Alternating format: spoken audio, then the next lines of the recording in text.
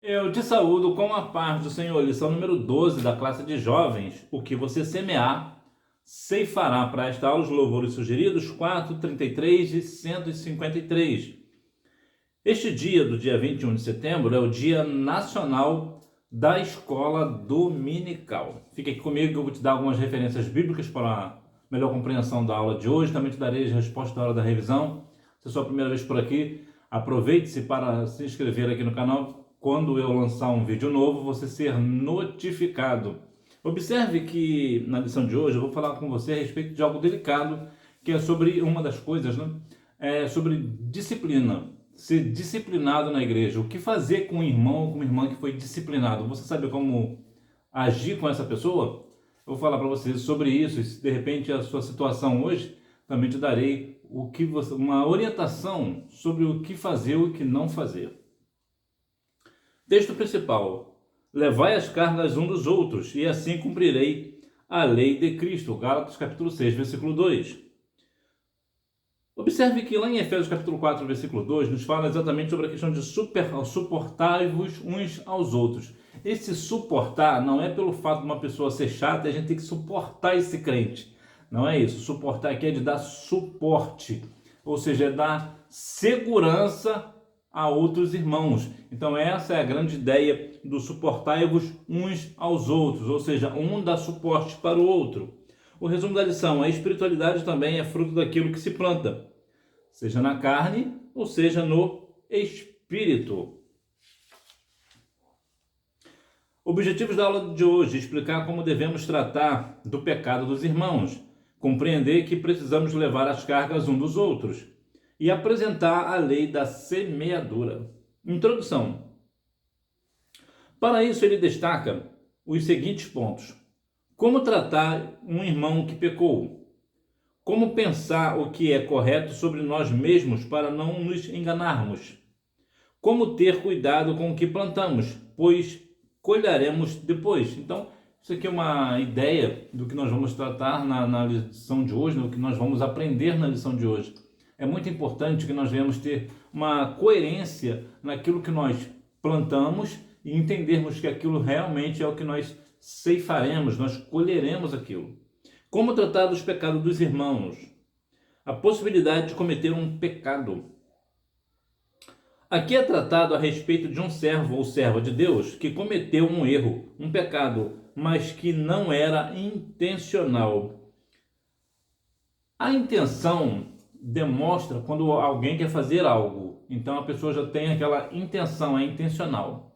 O pecado, muitas vezes, ele é intencional, ou seja, a pessoa tem a intenção de cometer, como foi o caso de Davi. Davi estava no seu palácio, observou, viu uma mulher se banhando, né, tomando um banho, então ele pensou que ele, intencionalmente ele chamou essa mulher para pecar com ela.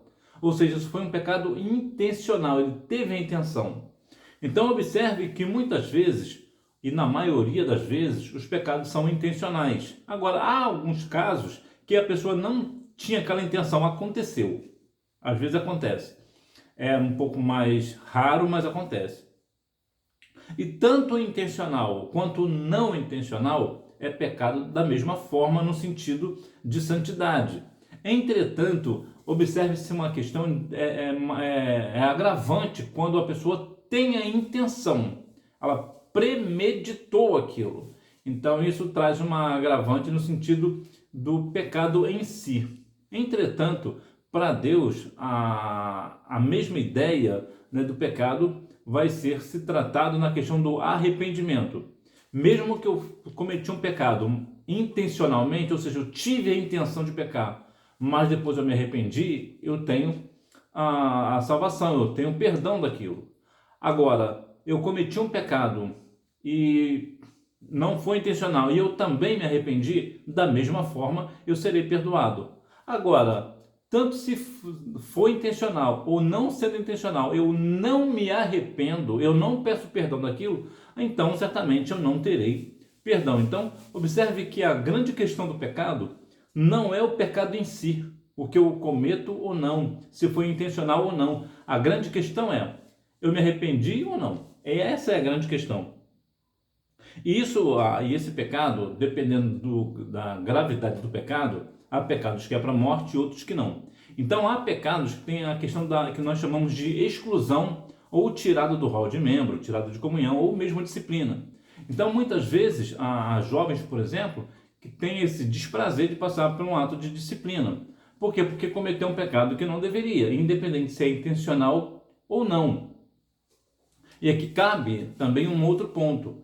Às vezes, há alguns casos específicos, né, algumas igrejas ainda fazem o seguinte, agem de uma forma mais ditatorial, né, mais uma questão de aproveitar o ensejo, né, aproveitar que aquela pessoa é um desafeto da pessoa, né, e do pastor, talvez. Então, aproveita-se a ideia de que aquela pessoa pecou, como é desafeto, faz o quê? Trata aquele pecado com mais rigor. É importante notar que na questão da disciplina, algumas questões precisam ser avaliadas. Entre uma coisa e outra, a confissão do pecado pela pessoa que cometeu, ou alguma prova, né, se tem alguma prova daquela situação. Agora, mais importante do que tudo isso, é a forma com que a igreja vai tratar essa pessoa, esse servo ou essa serva de Deus que pecou. Porque, de modo geral, dependendo do grau do pecado da pessoa, o que acontece? Os membros acabam se afastando dessa pessoa. E isso é algo que não deve acontecer no meio da igreja do Senhor. Aqui cabe uma ideia de que quando uma pessoa comete um pecado, um servo de Deus ou uma serva do Senhor comete um pecado, ela continua tendo o mesmo valor. Aquela pessoa continua sendo ovelha do Senhor. Ela está disciplinada, ela cometeu um pecado, ela está fora de comunhão com a igreja, que fique claro, está fora de comunhão com a igreja, mas essa pessoa continua indo aos cultos, essa pessoa continua orando, continua jejuando, ou seja, ela continua com comunhão com o Senhor, não está em comunhão com o corpo, no sentido organizacional, no sentido filantrópico, vamos assim dizer também, no sentido social, mas na questão espiritual, essa pessoa continua com comunhão com o Senhor. E um outro ponto importante de se tratar e quando alguém é disciplinado, como é que você age com essa pessoa? Então é importante que nós venhamos compreender que quando uma pessoa está fora de comunhão com a igreja, independente do que ela fez ou deixou de fazer, ela continua sendo uma pessoa, continua sendo seu amigo, continua sendo sua amiga. E você agora vai se distanciar dessa pessoa? Não, isso não é comum para nós, isso não é o correto. Então, todos nós temos a possibilidade de cometer pecados, independente se foi intencional ou não. Mas é importante que, em alguns casos, existe essa questão de disciplina, de ser disciplinado. Tem outros casos que não. Acontece, em alguns casos, alguns pecados que a igreja aconselha, principalmente o jovem, né? O jovem não fazer, o jovem acaba fazendo, mas mesmo assim isso não é um caso de disciplina. Às vezes é só conversar com a jovem, olha, não é bem por aí, eu já te falei acerca disso, você está cometendo isso de novo, nós já conversamos e não é por aí. Por quê? Porque existem pecados que não é para disciplina. Existem pecados que não é para disciplina. E a lista é bem grande. O que é um pecado que não é para disciplina? É aquele pecado que é mais uma questão de tradição, por exemplo, a forma de se vestir, por exemplo. A sua igreja tem uma forma específica de se vestir. Aí, porque você se vestiu de uma forma diferente, é pecado no sentido porque você está em desobediência de uma forma geral. Mas aquilo ali não abone de maneira nenhuma o seu caráter. Ou seja, você só mudou de roupa, por exemplo. Então, isso é um pecado que não cabe disciplina. Ou, por exemplo, a prática de algum esporte. Talvez a sua igreja é daquelas igrejas que aconselha que ninguém pratique esporte. Então, você vai lá e pratica um esporte. Esse esporte, esse pecado, também não é passível de disciplina. Entretanto, volta àquilo que eu falei com você lá anteriormente. Há alguns casos que as pessoas aproveitam, né? As pessoas que eu digo, a liderança de modo geral, o líder de jovens, por exemplo, ou o pastor propriamente dito, ou o dirigente da congregação, já tem uma diferença com aquele jovem que cometeu o pecado, então ele aproveita isso daí para quê? Para pedir uma disciplina. Olha, dá disciplina esse jovem, essa jovem, porque eu já falei acerca desse problema com ela e ela continua fazendo. Então, disciplina. Então, o pastor, por exemplo, ele vai ver que realmente já foi falado tantas vezes, a pessoa não se emenda, então vamos aproveitar, então vamos disciplinar para ver se ela se acerta. Isso não é correto. Por que não? Porque é um pecado que não é para a morte, é um pecado que não cabe disciplina. Nesse caso, as pessoas só estão aproveitando o ensejo da pessoa ter pecado e dar uma disciplina mais rigorosa para ela, mas isso não cabe. Agora, existem questões pelas quais, mesmo sendo intencional ou não, mesmo sendo uma boa pessoa, independente das circunstâncias, há situações que a pessoa precisa ser disciplinada. Isso aí não há como refazer, né? Por exemplo, eu era líder de jovens e eu tive o desprazer de passar por uma situação bem triste, que tinha uma jovem que ela acabou namorando, tinha namorado e avançou demais, né? Namorou um pouquinho demais, você entendeu bem, né? Então eu não tive o que fazer, né? Isso veio à tona, então o dirigente pediu a disciplina da jovem e do jovem. Nesse caso não tem o que fazer, realmente isso é passível de disciplina, o casal precisou passar pela disciplina. Isso aqui é uma questão ministerial, isso aí não é mais uma questão de liderança de jovens, né? Isso não cabe mais a liderança, cabe a questão da presidência da igreja. Então, nesse caso, sim, é um pecado que, nesse caso, cometeu o sexo antes do casamento, então, sim, é passível de disciplina. Agora, o tempo da disciplina também vai de igreja para igreja, varia muito. Agora, há alguns casos que acontece um pouco mais, outros um pouco menos. Então, isso vai de igreja para igreja. Eu não posso assim, ser taxativo com você, por exemplo, nessa questão dessa jovem e desse jovem que foi disciplinado por uma questão que praticou o sexo antes do casamento e teve um filho por conta disso. O que acontece? Nesse sentido, quanto tempo demora a disciplina? Aí, nesse caso, a disciplina demora até o tempo de eles se casarem. Se eles não se casarem, a disciplina permanece. Se eles se casarem, aí a disciplina ela é cortada. Então, vai de situação para situação, só para você ter um norte. Agora, eu continuei sendo amigo dos dois, eu continuei tratando da mesma forma. Por quê? Porque eles cometeram um pecado? Sim, cometeram um pecado. Mas isso não tira a minha amizade para com eles, a minha admiração e meu respeito para com eles. Então, isso que deve imperar dentro da igreja. Quando uma pessoa comete um erro, não é por isso que nós vamos cortar os laços de amizade com essa pessoa. A não ser, claro, dependendo das circunstâncias, se for uma questão de uma questão criminal, por exemplo, o que afete essa pessoa diretamente, né? Afete você diretamente. Então, é diferente. Então, eu sei que existe ali, nesse sentido, vai ser uma coisa um pouco pesada, né? Então, vai ser bem pesado. Então, vai de pessoa para pessoa. O que define uma pessoa espiritual? Essa aqui é uma pergunta bastante interessante. Ele ordena que aqueles que são espirituais, a igreja, ajudem esses irmãos que caíram.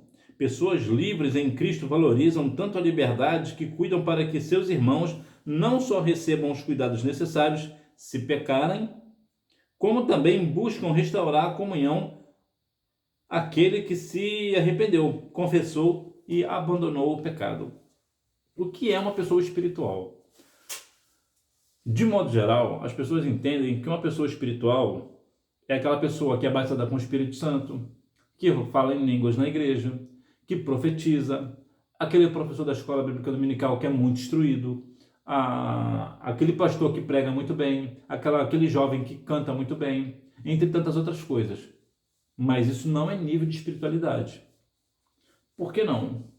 Porque o nível de espiritualidade nós medimos com base em Gálatas capítulo 5, versículos 22 e 23, que fala ali do fruto do Espírito. Se eu sou uma pessoa batizada com o Espírito Santo, eu prego muito bem, eu ensino muito bem, eu canto muito bem, mas se eu não tenho o fruto do Espírito, eu não sou uma pessoa espiritual. Eu posso falar em línguas, Deus pode me usar para uma questão de profecia, mas se dentro da minha casa eu tenho inimizade com a minha mãe, eu tenho inimizade com os meus, eu tenho inimizade com a esposa, eu brigo sem nenhuma questão plausível, né? Ou nem brigar nesse caso, é uma questão de espancar, por exemplo, espanco meus filhos ou coisa do tipo, então eu não sou espiritual. Eu não sou e não sou mesmo. Passo longe, mas muito longe de espiritualidade. A espiritualidade tem mais a ver com o seu cotidiano, o que você faz ou o que você deixa de fazer, do que o que você faz dentro da igreja. Então, aqui, o que define essa questão da espiritualidade, a igreja nesse sentido, faz o quê? Ajuda as pessoas que caíram. Aquele jovem que cometeu uma questão de fornicação, por exemplo, ou um irmão, irmão independente aí, acontece uma situação, né, de pecado. Então, o que a igreja espiritual faz? A igreja espiritual, ela faz o quê? Ela cuida desses irmãos para que eles não cometam ainda mais pecado. Porque aquela máxima de sempre, né? Uma pessoa já está disciplinada, ela cometeu um pecado, então ela sabe que ela cometeu um pecado, não precisa da igreja ficar falando para ela toda hora que ela cometeu um pecado, ela sabe disso, isso já pesa no coração dela. Aí a igreja, ao invés de abraçar, começa a julgar, falar que ela está errada, ela sabe que ela está errada, ela sabe que ela está em pecado, e nós começamos a julgar essa pessoa. Qual é a tendência? A tendência é ela pensar o seguinte: bom, eu já estou disciplinado, eu estou em pecado, então todo mundo está me julgando, então o que eu vou fazer? Agora é que eu vou pecar mesmo, agora é que eu vou para o mundo mesmo. Já que eu não tenho amor na igreja, que eu só servia na igreja quando eu não cometi um pecado, e agora que eu falhei, as pessoas estão me jogando pedras, então eu vou para o mundo, que pelo menos no mundo o mundo me abraça, e o mundo abraça mesmo. Então observe que a espiritualidade tem a ver com o que nós fazemos fora da igreja. Um irmão, uma irmã, um jovem foi disciplinado, vai na casa dele, vai na casa dela, conversa com ela. Às vezes ela até realmente ela sabe que está em pecado, ela sabe que, às vezes ela sabe não, ela sempre sabe que está errado. Então o que você faz? Você chega para a pessoa e conversa com essa pessoa, ela vai se sentir o quê? Acolhida. Aí as coisas começam a mudar de figura. Então ela já começa a se colocar, realmente eu não devia ter feito aquilo, e começa a vir mais o arrependimento, porque ela vê que realmente a igreja está abraçando-a com amor, com ternura, com alegria, apesar da sua falha. Então essa questão da espiritualidade, ela tem muito a ver com esse negócio, e não com o que eu faço dentro da igreja, tem mais a ver com o que eu faço fora da igreja. Então aqui eles têm essa ideia, a igreja espiritual tem a ideia de restaurar a comunhão do irmão ou da irmã. O irmão ou a irmã que cometeu um pecado, a igreja tem sede de que ela volte em comunhão. Para quê? Para continuar cantando no grupo, continuar louvando ao Senhor, continuar com a sua vida espiritual. Agora, é interessante também notar o seguinte: a questão da disciplina. As pessoas têm uma tendência muito equivocada sobre a questão da disciplina. As pessoas pensam que quando uma pessoa é disciplinada, ela é automaticamente tirada da comunhão com Deus. Não é. Não é. A comunhão, ela tem muito a ver com o dia a dia. Como eu falei lá no início, uma pessoa que está disciplinada, ela está socialmente tirada do rol de membros. Ela está, de uma forma direta, está tirada do corpo de Cristo, até porque a igreja é o corpo de Cristo, é verdade. Entretanto, se essa pessoa continua jejuando, buscando ao Senhor, orando, confessou o seu pecado, está arrependida, essa pessoa ela é imediatamente perdoada por Deus.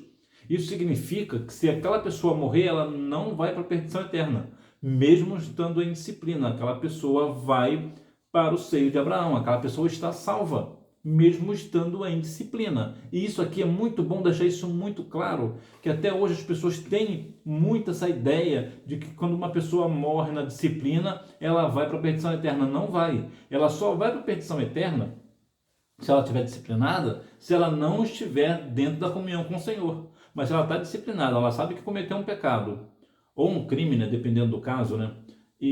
Mas ela se arrependeu, pediu perdão ao Senhor e continuou com a sua vida espiritual, louvando ao Senhor, buscando a Deus em oração, jejuando. Então essa pessoa, e continuar indo aos cultos, essa pessoa não está disciplinada, é verdade, da igreja, mas ela está salva na pessoa de Jesus.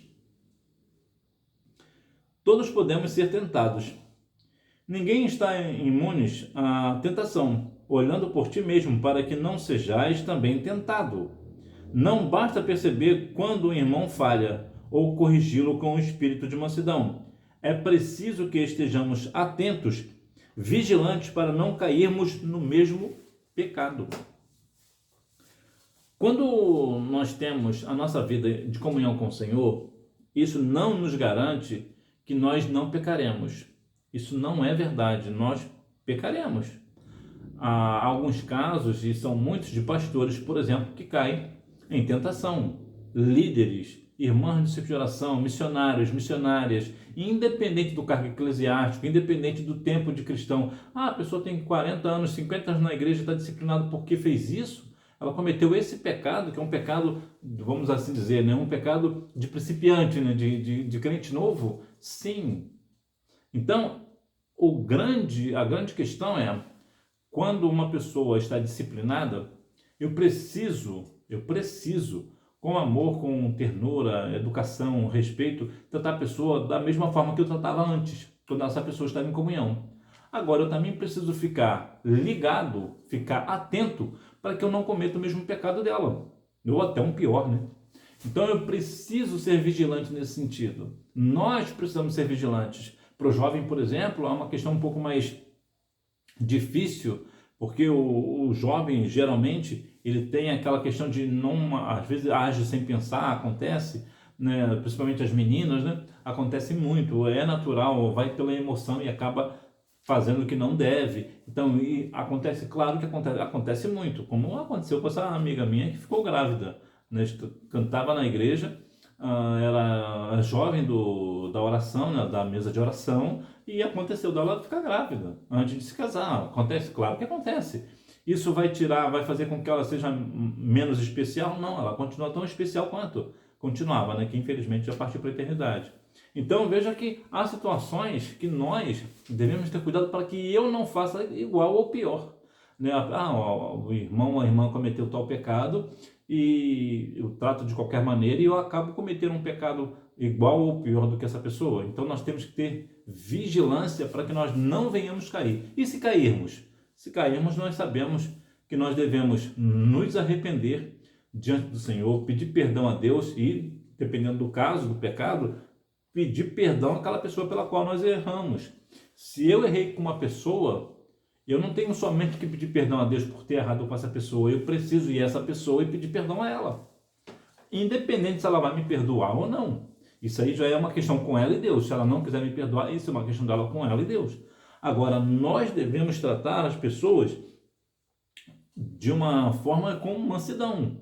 Não é porque a pessoa cometeu um pecado que agora é uma pessoa que não está apta a estar juntamente conosco de maneira nenhuma. Muitas vezes eu vejo pessoas que são disciplinadas, que eu vejo o pastor distante da pessoa e ela é braço direito da pessoa, do pastor, e de repente não é mais, de repente porque uma pessoa cometeu um pecado, e até um pecado, talvez até aquele pecado que não é para a morte, mas olha, o irmão cometeu isso, a irmã cometeu aquilo, eu não quero mais assunto, não quero ela mais na minha casa. O que é isso? Isso é amor? Não, isso não é amor. Não é amor, não é mansidão, não reflete o caráter de Jesus. Então nós devemos ter cuidado com a forma com que nós tratamos uma pessoa disciplinada e também a forma que nós somos ou melhor, nós temos que ser vigilantes para também não cair nessa questão da tentação de cometer o mesmo pecado de você. Você já foi disciplinado, já passou por essa situação constrangedora, dependendo da situação. É uma situação constrangedora, né? Já contei aqui alguns casos de disciplina que são bem constrangedoras, melhor dizendo, por situações completamente alheias. Então nós devemos ter cuidado que muitas vezes você está sendo disciplinado por algo que não cabe disciplina. Às vezes você foi disciplinado por uma questão pessoal. Talvez o pastor ou uma outra pessoa não tem muita afinidade com você, ou não gosta de você, infelizmente isso acontece dentro da igreja, infelizmente, e aproveitou a situação para disciplinar você. Também tem esse negócio. Então o mais importante é, independente se você está disciplinado ou já foi disciplinado injustamente ou justamente, de uma forma que você pecou intencional ou com intenção, independente, o importante é que você saiba do seguinte: você precisa continuar na presença do Senhor, por mais que doa. Quando uma pessoa é disciplinada justamente, ela sabe que foi com justiça. A pessoa sabe.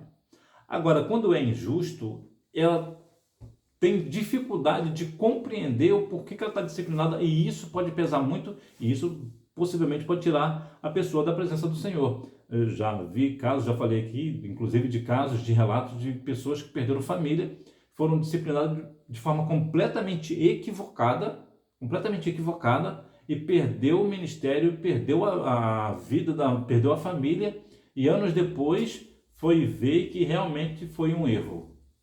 Para disciplinar uma pessoa, o pastor precisa ter certeza. O pastor precisa saber as circunstâncias.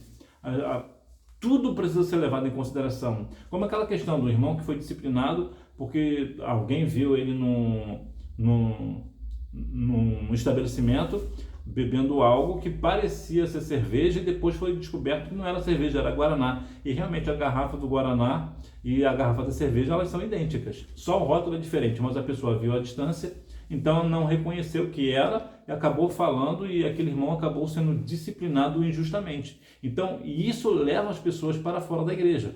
Porque se a igreja que tem a palavra do Senhor, que é uma igreja santa, cometer um pecado desse tipo, de disciplinar uma pessoa injustamente, o que essa pessoa vai pensar? É aqui que eu não vou ficar mesmo, uma igreja que fala do amor e, na verdade, está me disciplinando sem nenhuma prova. Então fica realmente uma situação muito constrangedora. Então é muito bom o pastor, quando vai disciplinar alguém, ele precisa ter certeza, ele não pode ficar nessa questão de A ou de B, ele precisa, mas alguém me contou, não tem esse negócio de alguém me contou, precisa de situações, em alguns casos até precisa de provas concretas, né, para que realmente não haja assim uma disciplina injusta, né?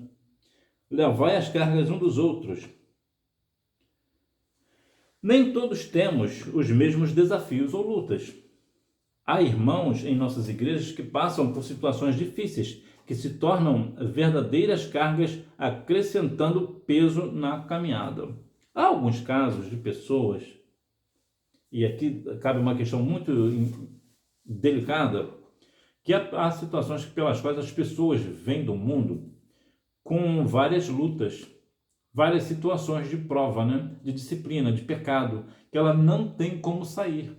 Eu não consigo me lembrar aqui de uma questão aqui específica, mas há situações pelas quais a pessoa não tem o que fazer. Ela vai passar por aquilo durante um grande período de tempo, porque não é culpa dela, aconteceu. Então isso traz o quê? Isso traz um peso para ela, traz um peso na caminhada. Ela tem sempre aquela questão de... Eu me lembrei aqui de uma questão. Aconteceu na minha igreja, há um tempo atrás, uma situação dessa. Uma pessoa veio do mundo e ficou com a gente, ficou conosco durante muitos anos. E ela não entrava em comunhão. Por que ela não entrava em comunhão? Porque o marido dela não se casava com ela. Então é uma coisa que... Aqui é um exemplo prático do que ela estava disciplinada, ela não podia entrar em comunhão. Por quê? Porque o marido dela não queria se casar com ela. Então, a igreja não pode aceitar um membro, né, uma mulher que mora com um homem, tem filhos com ele e não é casado. Então, isso aqui é só para te dar um exemplo de situações pelas quais as pessoas vêm do mundo com cargas pesadas, pelas quais acabam dificultando a caminhada. Então, nesse sentido, ela não pode cantar no cerco de oração, ela não podia vir a um trabalho de oração, porque para entrar na questão de oração precisa estar em comunhão. Pelo menos na minha igreja é assim, né? Talvez na sua seja diferente, mas na minha é assim. Então ela não podia vir numa consagração, ela não podia ir numa vigília. Então isso dificulta muito o caminhar da pessoa. Então há irmãos e irmãs que vêm com situações muito difíceis, que ela não tem nenhuma culpa de estar naquela disciplina, não tem culpa nenhuma. Aquilo ela veio do mundo, então ela não tem como acertar. E isso acaba acrescentando muito peso. E ela ficou triste durante muitos anos aqui, até que o seu esposo decidiu se casar, e depois, assim que casou, ela entrou em comunhão, ficou feliz, nos ajudou muito durante mais muitos anos, e depois agora ela está em uma outra igreja que acaba sendo uma co-irmã nossa, né? Quase uma extensão da nossa igreja. Uma irmã, é uma igreja co-irmã. Então observe que há situações e situações. Então nós devemos fazer o quê? Levar as cargas um dos outros. Nós devemos ajudar pessoas assim. Por quê? Porque você vê a boa vontade da pessoa fazer, mas não faz. Por quê? Por situações dessas, por situações que ela não tem culpa. Então, talvez seja o seu caso. Talvez você está passando por uma situação de disciplina, você não pode entrar em comunhão por razões que você não pode responder. A questão que aconteceu, aconteceu quando você ainda não conhecia Cristo. Então, você não tem o que fazer. O que você tem que fazer é o seguinte, é fazer como essa irmã, né? Ela procurou um jeito de se casar, mas demorou muitos anos até o marido dela decidir se casar com ela. O que você acha de si mesmo? É notório que temos todos nós uma imagem do que somos. É possível que vejamos a nós mesmos de uma forma e Deus nos veja de outra. Deixa eu te falar, antes de falar sobre isso daqui, deixa eu te falar uma questão, se você talvez está entrando no mercado de trabalho. Existe uma pergunta muito próxima dessa daqui, que costuma reprovar candidatos a um emprego. E o que é? É quando um entrevistador pergunta para você assim, quais são as suas qualidades? Aí você fala 2, 3, 50 qualidades, ok. Aí ele te faz uma pergunta que essa pergunta costuma reprovar muitas pessoas, que pergunta assim, qual o defeito que você tem? Qual é o seu grande defeito? Aí você fala o quê? O meu defeito é que eu não... Por exemplo, eu não chego atrasado. Isso não é defeito, isso é uma qualidade. Então você começa a querer mostrar para o entrevistador que o seu defeito é ser bom, e isso é ruim. Sabe o que você está dizendo para o entrevistador? Que você não consegue se avaliar. Quando o entrevistador pergunta para você qual é o seu defeito, você precisa falar para a pessoa o defeito que você tem. Só que eu vou te mostrar uma outra estratégia. Você não diz diretamente o defeito que você tem, você faz uma outra coisa. Por exemplo, no meu caso, eu já falei aqui algumas vezes, eu sou um pouco impaciente, eu costumo ser um pouco impaciente. Então, quando um entrevistador me perguntar qual o grande defeito que você tem, e eu vou responder isso, eu respondo assim, bom, eu estou procurando melhorar no que diz respeito à questão de eu ser impaciente.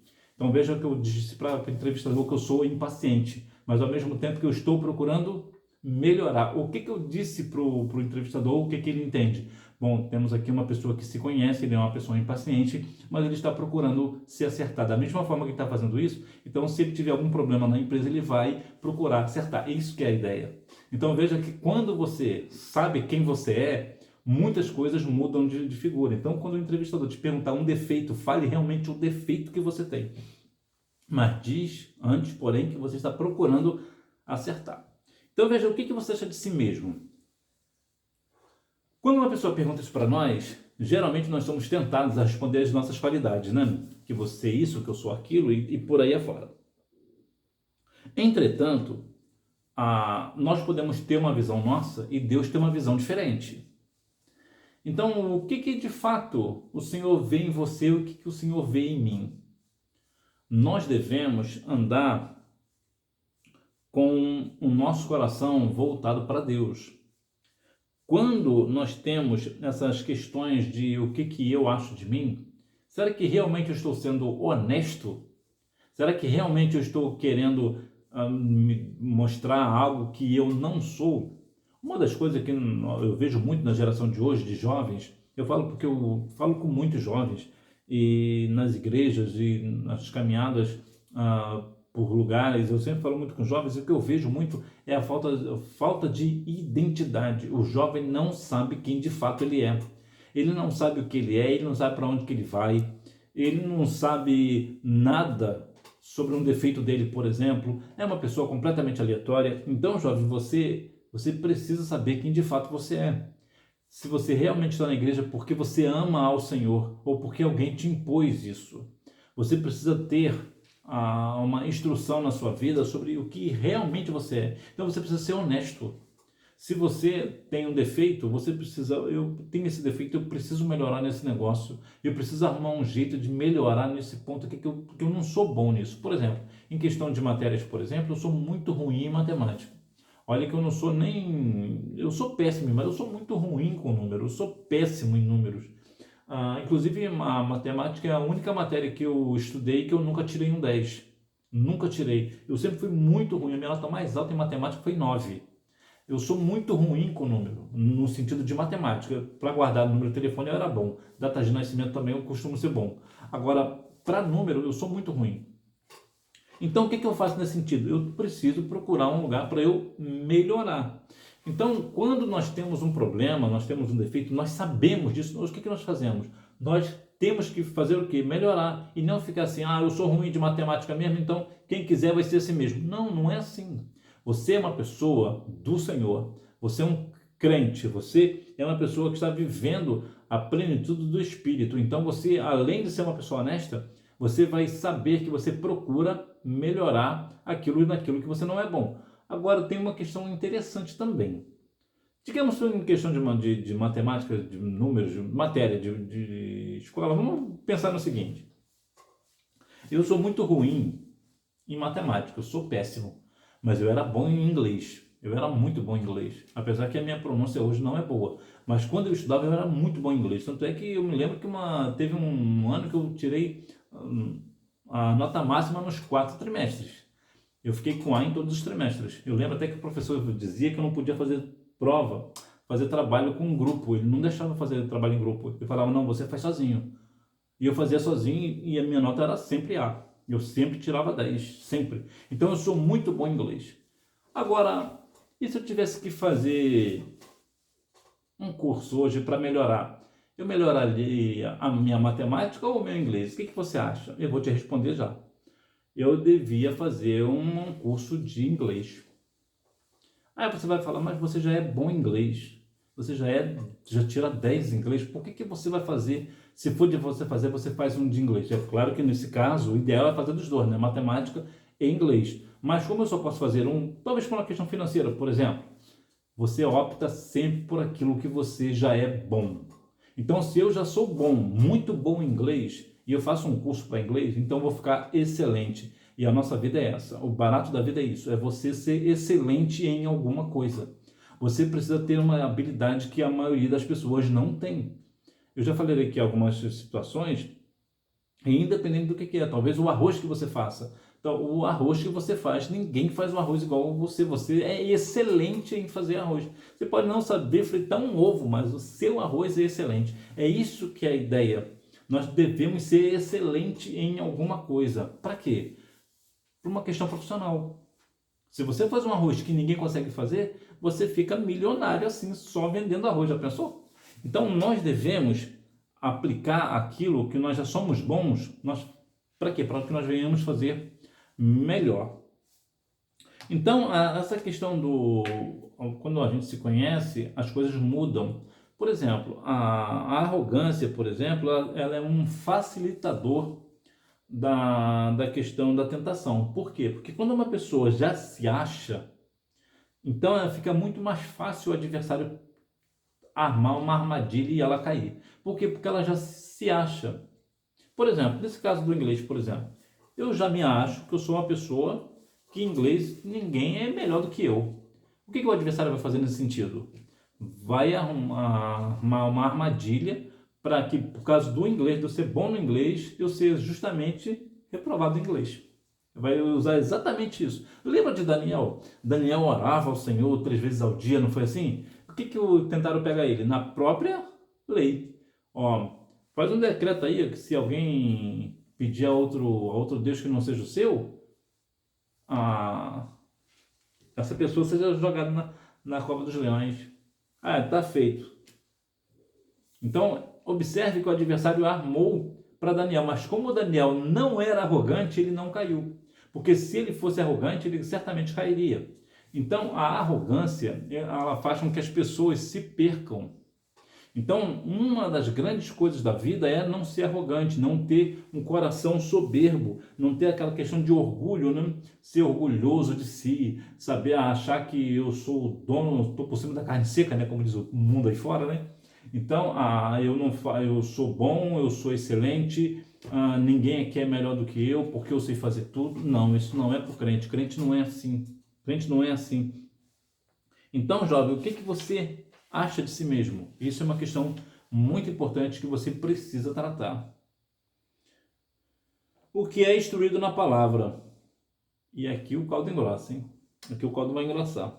Uma pessoa espiritual compartilha o que possui com outras pessoas. E no caso do ensino bíblico, isso é uma ordenança. e o que é instruído na palavra reparta de todos os seus bens com aquele que o instrui.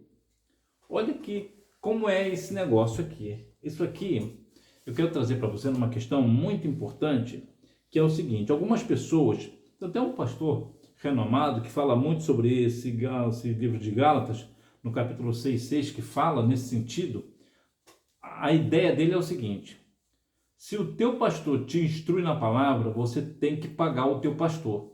Você tem que dar dinheiro para o seu pastor. E por isso que fala o que é instruído, no caso você, o que é instruído na palavra, você, né? Você é instruído na palavra porque o teu pastor te instrui. Então o que você tem que fazer? Você tem que repartir todos os seus bens para com aquele que te instruiu na palavra.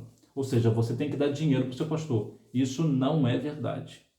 Por que não? Porque o texto de Gálatas, capítulo 6, ele fala de o bem a todos, né? Fala sobre fazer o bem a todos, que é aqui que vai entrar na questão de aquele que semear, ceifará. Ou seja, você, o pastor que te instrui, o que você tem que dar boas coisas para ele? É o teu dinheiro? Não. É a questão, no caso pode ser uma questão da honra, por exemplo, pode ser o respeito, a admiração que você tem por ele. Para quê? Porque tudo aquilo que você semear, você também ceifará. Que de Deus não se zomba. Aqui não tem a ver com dinheiro, de maneira nenhuma. Isso não é uma questão financeira. Já pensou? Se você tivesse que repartir os seus bens com aquelas pessoas que te instruem, o seu professor da escola dominical, o seu professor do seminário, do curso de teologia, da igreja. Você acha mesmo que Deus quer que os pastores se enriqueçam às nossas custas? Você acha mesmo? Então, o Gálatas, capítulo 6, fala sobre a questão da semeadura. E não semear a questão financeira, não é uma questão financeira. É claro que em algum caso específico, você pode, como você é uma pessoa que está montado na grana, então você pode, olha, o meu pastor é uma pessoa tão boa comigo, me instrui na palavra, uma pessoa tão gente boa comigo, e está passando uma prova, eu vou ajudar ele. Isso aí você pode fazer? Sim, você pode e deve. Agora, daí dizer que Gálatas 6, versículo 6, é porque eu tenho que dar o meu dinheiro para o meu pastor que me instruiu, aí não, isso não. Isso é completamente antibíblico. Eu falo porque isso é uma questão delicada, mas nós devemos entender que quando uma pessoa nos instrui na palavra, eles estão fazendo um grande favor para nós, eles estão edificando muito as nossas vidas, né? Está edificando muito. Mas isso não quer dizer que eu tenho que dar dinheiro a ele. Lembra que Provérbios 6,6 diz: vai ter com a formiga ao preguiçoso, conheça o seu caminho e ser sábio. Então, para eu ter dinheiro, eu preciso fazer o quê? Exatamente isso, trabalhar. Lembra que o apóstolo Paulo disse? Se preciso fosse, trabalho de dia e de noite para não pesar o irmão. Então, nós precisamos trabalhar para ter o nosso sustento. E isso é desde o Éden, isso é desde sempre. Desde sempre é assim. Então, muitas vezes, alguns pastores mal intencionados usam o texto de Gálatas capítulo 6 para tirar dinheiro do povo. Colhendo o que se planta, Deus não se deixa escarnecer. Pode parecer estranho Paulo dizer que Deus não se deixa escarnecer para a igreja, mas foi necessário.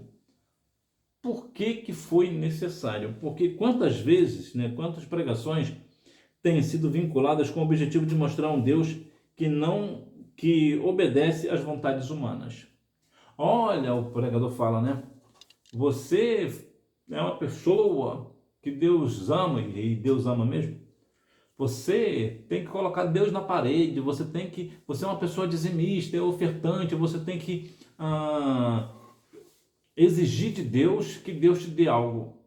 Não tem que exigir nada. Nada. Deus é um Deus amoroso. Nosso Deus, ele nem precisava fazer, mas ele fez por amor, da tal maneira que ele amou o mundo, que deu o seu Filho na cruz do Calvário por nós. Você precisa de algo mais? Eu e você seremos livres da condenação eterna? Precisa de algo mais? Ainda tem mais do que isso? Tem tantas coisas, somos batizados com o Espírito Santo, Deus nos dá discernimento da palavra, discernimento de Espírito, tantas coisas que o Senhor nos dá, as bênçãos, tantas bênçãos, e agora eu tenho que colocar Deus na parede porque Deus tem que me dar isso ou me dar aquilo? De maneira nenhuma, de maneira nenhuma. Então, por essas razões, é que foi necessário que Paulo falasse ao povo da Galácia que Deus não se deixa escarnecer, porque muitas vezes, até mesmo nos dias atuais, pessoas, líderes, pastores fazem o quê? Falam de coisas, de situações para tirar proveito do povo, tirar dinheiro do povo, né? Que isenta o homem de seus pecados sem que haja arrependimento. Você acha mesmo que nós não precisamos de sermos perdoados, né? Que Deus vai me isentar do pecado que eu cometi sem que eu me arrependa? De maneira nenhuma. Quantas pessoas hoje acham, pensam que por ser pastor, por exemplo, vai ficar ileso ao juízo de Deus? Não ficará.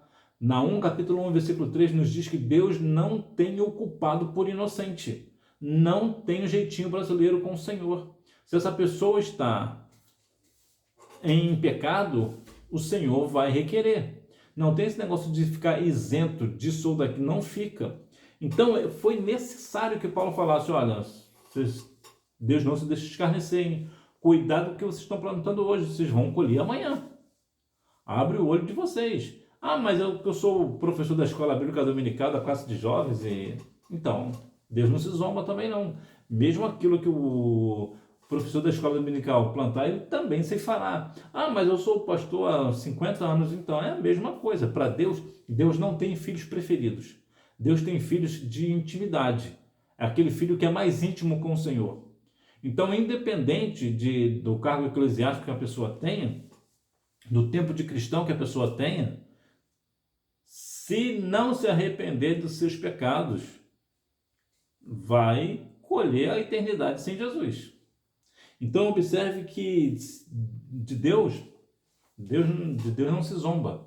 Não adianta, Deus não se deixa escarnecer. Tudo que o homem plantar, isso também ele ceifará. Plantando e colhendo. O que o homem semear, isso haverá de colher. A lei da semeadura é opcional, mas a da colheita é obrigatória. E é aqui que é um grande negócio, né? Você pode plantar um pé de manga, por exemplo.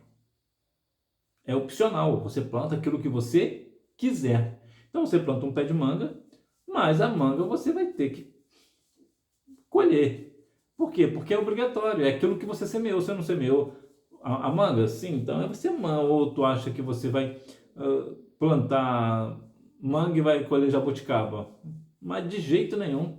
Lá em Cantares, não, Eclesiastes, capítulo 11, versículo 1, nos diz: lança teu pão sobre as águas, porque depois de muitos dias o achará. Esse pão aqui no original é semente, ou seja, lance sua semente sobre as águas, porque depois de muitos dias achará. Por quê? Porque a semente, quando você joga na terra, ou nesse caso de Israel, jogava-se basicamente na água, depois de um tempo ela brota. E é por isso, geralmente, quando você vê num rio, dificilmente você vai ver um rio que as suas margens são extremamente secas, não tem vegetação. É extremamente raro. Por quê? Porque a água que está ali correndo toda a vida, não para nunca, faz com que as sementes brotem. Então observe que lança a sua semente sobre as águas, porque depois de muitos dias o achará. Ou seja, você vai achar exatamente aquilo que você lançou. Então tudo aquilo que você semear, isso você também vai colher. Ageu capítulo 2. Desculpa, versículo 19, faz uma pergunta muito interessante. Ainda semente no celeiro? Qual semente que eu tenho no meu celeiro, ou seja, no meu coração? Que tipo de semente que eu tenho? O que eu tenho plantado? Não somente no meu coração, mas no coração dos outros. Se eu tenho falado da palavra, no dia que eu colher, eu vou colher aquilo que eu plantei, que é a palavra. Isaías 55:11 nos diz o quê?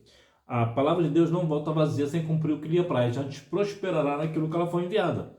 Então, aquilo que você semeia hoje na palavra, que aquilo quando você prega, quando você ensina a palavra, talvez você não veja o que você está fazendo. Talvez você não veja o fruto, mas um dia esse fruto vai prosperar, para a glória do nome do Senhor. Então, é importante que nós venhamos continuar entendendo que quando eu planto, é aquilo que eu vou semear.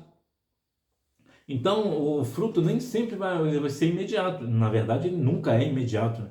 Você planta uma manga hoje, ela vai demorar um tempo para começar a dar, não vai ser assim? E isso é em tudo. Toda planta que nós semeamos demora-se um pouco, um pouco mais, outras um pouco menos, mas todas vão colher. Por exemplo, existe um cajueiro, né? É cajueiro, que é o maior cajueiro do mundo. Ele foi plantado um dia. E já foi, acho que lá no século XIX, foi plantado, hoje é o maior cajueiro do mundo. Acho que parece que está no Ceará, não tenho certeza agora. Aí as pessoas hoje colhem dele. É o maior do mundo. Mas quem plantou, talvez nem colheu daquele fruto. Talvez partiu para a eternidade antes. Ou colheu na época específica. Ou seja, o fruto ele não dá imediatamente, ele demora para ser colhido. É por isso que muitas vezes, jovem, você planta as coisas e você não colhe. Por quê? Porque ainda não chegou o tempo. Nós devemos observar que tudo existe um tempo, como nos diz Eclesiastes capítulo 3. Há tempo para todas as coisas. E para colher o fruto, demora-se um pouco agora. Se você plantou algo bom, você vai colher algo bom daqui a um tempo. Mas se você plantou algo ruim, você não tem como escapar. Você também vai colher coisas ruins. Hoje, por exemplo, eu passei por uma situação bem delicada, difícil até. Eu fui para a igreja hoje, numa festa de criança, e ao passar num lugar que era muito próximo da minha casa, tinha uma pessoa que morreu lá, um jovem que morreu. Por que ele morreu? Porque esse jovem ele estava roubando o lugar onde eu moro, né, perto de onde eu moro, e por alguma razão ele morreu e ficou lá. E depois, quando eu passei, já tinha uma viatura da polícia lá, algumas pessoas, né, umas 10 pessoas mais ou menos, e certamente alguém da família. Pensa na tristeza da família. Mas o que aconteceu com esse jovem? Ele só colheu o que ele plantou. E nesse sentido de quando uma pessoa planta algo ruim, geralmente colhe-se rápido. Geralmente. E quem planta coisa boa, geralmente demora-se para colher. Por quê? Porque geralmente aquilo que é bom demora-se para colher. É natural, é normal. A diferença, ao contrário, sim, tem coisas também que é boa que também se colhe rápido. E também tem coisa que é ruim que vai demorar muito para se colher. Também tem, mas de modo geral, principalmente para quem é jovem, é bom você ficar atento a isso. Eu sei que você não vai fazer, eu sei que você não vai, mas observe que esse jovem ele plantou algo ruim, né, que foi no caso aí de assalto, e o que aconteceu? A vida foi ceifada, jovem demais ainda, extremamente jovem, com uma vida pela frente, com tanta coisa para se fazer, com tantos sonhos para realizar, partiu para a eternidade. E, pelo que tudo indica, o pior ainda, né? Sem o Senhor Jesus, sem ser salvo, né? Foi abandonado pelo amigo, né? Eles estavam ali, parece que estavam roubando, né? E de repente aconteceu alguma coisa e o amigo da moto deixou ele lá e ele morreu lá. Olha que situação, abandonado pelo amigo.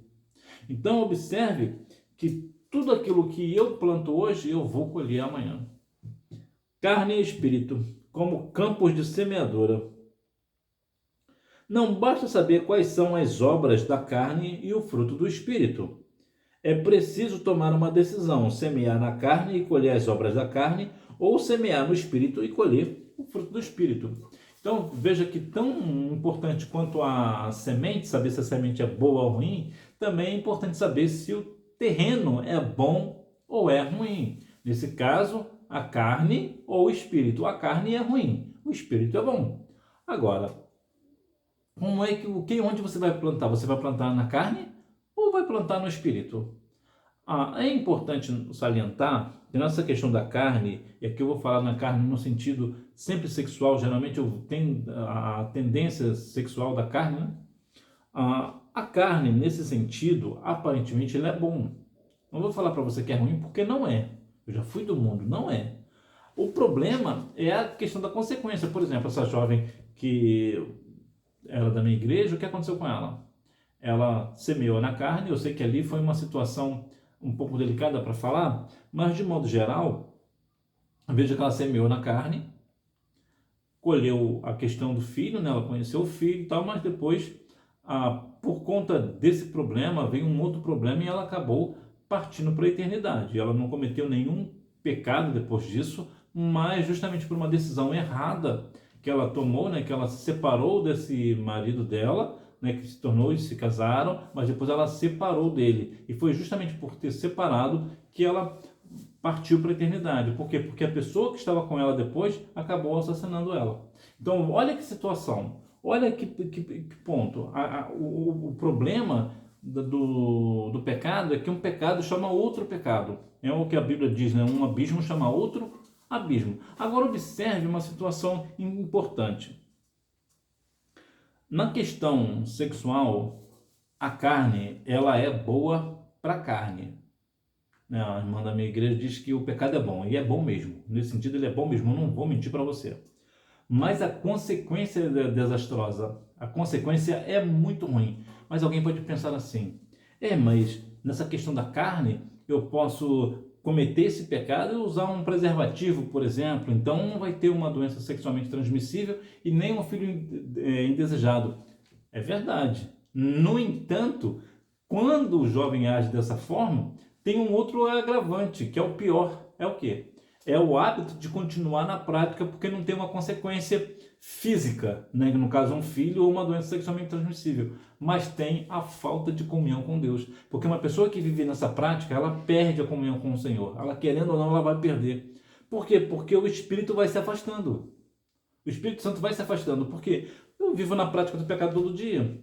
Eu já durmo hoje pensando em como eu vou fazer para sair com aquela jovem, do que eu vou fazer, como é que vai ser. Eu já estou fazendo o quê? Maquinando. Já estou pensando em como eu vou cometer o próximo pecado da carne. Então, o que eu estou fazendo? Eu estou realizando um pecado premeditado. Ou seja, a minha mente agora é somente para pecar. Então, se eu tenho a mente somente para pecar, o Espírito não vai se habitar mais em mim. Então, a pessoa, nesse caso a jovem não vai ter uma gravidez indesejada, não vai ter uma doença sexualmente transmissível, mas naquele grande dia vai ouvir: apartai-vos de mim, que eu não vos conheço, porque praticais a iniquidade. E aí? Viu como a consequência do pecado é sempre terrível, é desastrosa? Tanto na questão física, moral e principalmente na questão espiritual. Então é importante, jovem, que você não se deixe levar pelas questões da carne. É muito chamativo? Sim, é muito chamativo. É atraente? Sim, é atraente, é envolvente, mas é perigoso. E não entra nessa questão: não, mas depois eu paro. Não, você não para. Depois que você experimenta o negócio, não dá para você segurar, é muito difícil. Então o que você faz? Seja um jovem, uma jovem sábia. Não se deixe levar pelos desejos carnais. Plante a sua semente no Espírito, porque no Espírito você colherá coisas muito melhores, somente frutos bons, e você ouvirá naquele grande dia: vinde bendito do meu Pai, possui por herança o reino que vos está preparado desde a fundação do mundo. Então, jovem, cuidado com este negócio. Conclusão: se desejamos ser tratados com misericórdia, caso pequemos, hajamos da mesma forma com aqueles que pecaram, conduzindo-os ao arrependimento e à restauração. Lá em Mateus capítulo 7, versículo 12, a Bíblia falou uma questão muito interessante: que o que quereis que os homens vos façam, façai vós também. Então, da mesma forma que você quer ser bem tratado, então trate bem uma outra pessoa. Nesse sentido aqui, se você numa situação de disciplina, você quer que as pessoas te tratem como você não fosse disciplinado, então faça o mesmo. Não trate aquela pessoa que está disciplinado como uma pessoa excluída do seu rol de amizades, por exemplo. Não é porque uma pessoa pecou, independente do pecado ali, que vai deixar de ser seu amigo, deixar de ser sua amiga. Isso é uma questão de uma pessoa imatura, extremamente imatura. Uma pessoa que age dessa forma é imatura. Era meu amigo, era minha amiga, mas pecou, não quero mais essa pessoa na minha casa, agora está grávida antes do casamento, não quero mais saber dela não. Que isso? Que isso? Então, da mesma forma que eu quero ser tratado, eu preciso tratar também os demais. Então, nós devemos, lembre-se, suportar a carga um dos outros. Suportar, lembra-se. Suportar não é suportar aquela pessoa chata. Suportar é dar suporte. É ajudar a pessoa a carregar aquele fardo. É você ajudar. Então, eu ajudo você e você me ajuda. Então a ideia é essa, então que nós venhamos verdadeiramente ter isso no nosso coração e lembrar que tudo aquilo que eu semear eu também vou colher. Hora da revisão. Número 1, a palavra restaurar no grego é catártizo, que trazia a ideia de colocar no lugar um osso que havia saído do lugar. Então dói, né? Dói muito, né? Inclusive nessa questão de disciplina, uma pessoa que está disciplinada, certamente ela está sentindo a dor de não estar ali em comunhão com a igreja. Ainda que ela esteja em comunhão com o Senhor, ela sabe que ela está de uma forma direta impedida de fazer algumas situações, de cantar, por exemplo, ter oportunidade. Então realmente dói. Então nós devemos fazer o quê? Agir com amor com essa pessoa. Número 2, a restauração de um irmão que pecou e se arrependeu começa na casa de Deus, na comunhão dos santos. Número 3, é certo que há casos em que a disciplina na igreja deve existir, e ela é necessária, mas deve ter um caráter terapêutico, ou seja, de ser tratado e não de ser desprezado, né? Ser humilhado por conta disso. Número 4, um espírito de mansidão é apresentado por Paulo nesta carta como um sinal de espiritualidade. Número 5, a palavra carga é a tradução da palavra grega baros, que traz a ideia de um fardo. Eu lembrei aqui de uma outra questão sobre a questão de disciplina. Atualmente na minha igreja tem um irmão que ele está disciplinado, mas ele foi disciplinado injustamente. E todas as pessoas sabem que ele foi disciplinado injustamente. Por quê? Por uma questão pessoal. Então observe que, infelizmente, isso acontece dentro das igrejas do Senhor. Infelizmente. Por quê? Porque nós somos falhos, somos pessoas humanas. E muitas vezes as pessoas acabam usando a palavra de forma equivocada, assim, em situações erradas. Então, mais uma vez, jovem, se você está passando por essa questão de ser disciplinado injustamente, acalma o seu coração, porque certamente o Senhor entrará na sua causa. Talvez não hoje, talvez não amanhã, talvez demore muito tempo, mas um dia o Senhor te dará vitória nesse sentido. Às vezes você já até voltou no hall de membros, mas você sabe, você está ferido, aquilo machuca você. Mas saiba que Deus está vendo que aquilo que fizeram com você foi injusto. E o Senhor um dia ele vai trazer isso à tona. Então, muitas vezes nós passamos por situações pelas quais nós não temos culpa. É claro que algumas disciplinas são realmente honestas, realmente são justas, né? Existe realmente, e aqui cabe uma observação, a maioria, eu vou colocar aí uns 99% e meio das disciplinas, elas são honestas, a maioria. Mas existem alguns casos específicos pelas quais elas são desonestas, mas Deus está vendo. E Deus não deixa, como o próprio texto vai falar aqui, Deus não se deixa escarnecer, de Deus não se zomba. Então, uma vez que alguém fez algo para você que vai te prejudicar e foi uma questão injusta, não se preocupe, o Senhor vai entrar na sua causa. Então, que Deus aqui continue abençoando a sua vida e que você lembre-se, o que você semear, você fará. Então, semeie hoje no Espírito. Deixe a carne de lado. Deixe a carne de lado. Eu sei que é uma situação um pouco difícil para viver, né? Porque na minha juventude eu não estava na igreja, eu passei a maior parte da minha juventude eu passei no mundo. E a outra, o finalzinho da minha juventude eu passei dentro da igreja. Então eu sei o que bem a dificuldade que o jovem tem de resistir, principalmente às tentações da carne. Eu sei que é muito difícil, mas nós temos que ter a ideia, né, do desejo de agradar a Deus. E como é que eu agrado a Deus? Não vivendo na carne. Eu agrado a Deus quando eu busco ao Senhor de todo o meu coração. Eu agrado a Deus quando eu estou andando em espírito e não na carne. É difícil? Claro que é difícil, mas foi por isso que o Senhor te chamou, porque você é uma pessoa cheia do Espírito, uma pessoa vitoriosa, uma pessoa vencedora, uma pessoa que quando é desafiada a andar no Espírito, de fato vive no Espírito. E de maneira nenhuma, se for desafiado para andar na carne, vai andar na carne. Por quê? Porque o seu prazer é agradar a Deus e não aos homens. Que Deus continue abençoando a sua vida. Se você gostou da aula de hoje, você deixa o seu like, compartilha esse vídeo com uma pessoa que, assim como você, também ama a Escola Bíblica Dominical, considere se inscrever aqui no canal. E se você não gostou, por favor, deixe o seu like. Também deixe o seu comentário se você gostou ou se você não gostou. Deixe aí o seu comentário. Deus em Cristo continue abençoando a sua vida. E lembre-se, você é o aluno e é o aluno quem faz a escola. Tchau!